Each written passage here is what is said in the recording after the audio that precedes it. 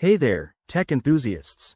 Welcome back to our channel, where we tackle the most common gadget glitches to keep your devices running smoothly. Today, we're diving into a super frustrating issue: your Firestick remote flashing red 3 times in 2025. Don't worry, this problem is often easy to fix with a few simple steps. Whether you're binge watching your favorite shows or navigating apps, a malfunctioning remote can kill the vibe, so let's get it sorted out quickly. First off, understand that a red flash typically signals a connection or battery issue.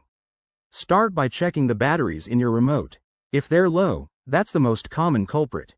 Pop in a fresh pair of AA batteries and see if the flashing stops. If it persists, it's time to repair your remote with the Firestick. Grab your Firestick device, go to Settings, then select Controllers and Bluetooth devices, and choose to add a new device. Follow the on-screen instructions to pair your remote again. It usually involves holding down the home button for about 10 seconds. If that doesn't work, try restarting your Firestick. Unplug the device from the power source, wait 30 seconds, and plug it back in. This can resolve temporary glitches. Next, check for any software updates on your Firestick. Head to Settings, then My Fire TV, and look for About or check for updates.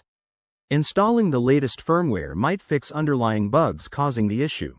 In some cases, the problem could be hardware-related, like a faulty remote. If none of the above works, consider resetting your remote. Press and hold the back and right navigation buttons simultaneously for about 10 seconds until the light blinks. If you're still stuck, it's worth contacting Amazon support. They're usually helpful with replacements. There you have it. By following these steps, you should have your Firestick remote back in action. Remember, staying on top of updates and battery checks can prevent future headaches.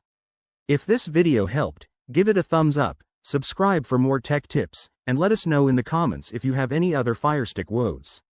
Thanks for watching, and see you in the next one.